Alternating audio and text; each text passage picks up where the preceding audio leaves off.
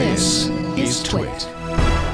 WAAS is Windows as a Service. What is that? I don't even know what that, can't encompass that in my little puny mind. What does that mean?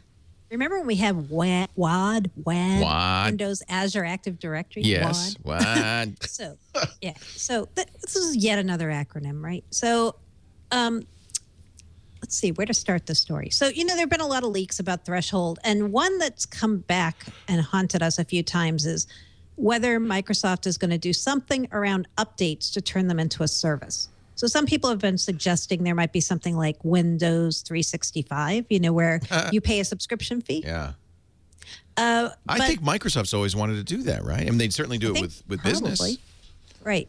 I would have thought so. And Paul and I both have speculated here before on Windows Weekly that we thought they would do that. But the more I kept asking around with my sources, they said, no, they're really not going to do a Windows 365. There's nothing called that in the plan.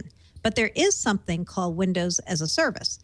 Now, a lot of people think this means paid updates. So once you get Windows 9, you're going to pay a yearly or a monthly fee, and that'll guarantee you continue to get updates, new features, fixes, all that.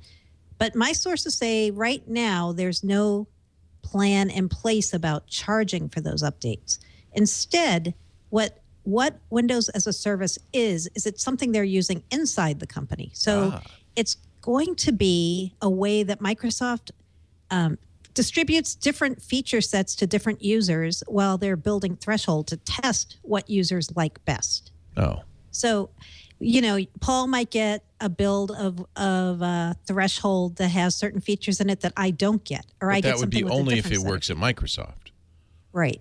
Okay. So they're going to take this data. They're dog fooding. Yeah, dog fooding, but using customers who are testers as the dog fooders and not just people inside the company. Oh, okay. So it is customers. That's where it gets interesting, right? Yeah. So we're thinking what's going to happen is when you get Threshold, the first technical preview sometime around late September, early October, there'll be an option to opt into these updates. And if you do, you're going to be part of the test group, and you're going to get some updates that some other people might not get. And they're going to collect all this data and say, hey, do people really hate it if we take the charms bar away, or do they love it that we're taking the charms bar away?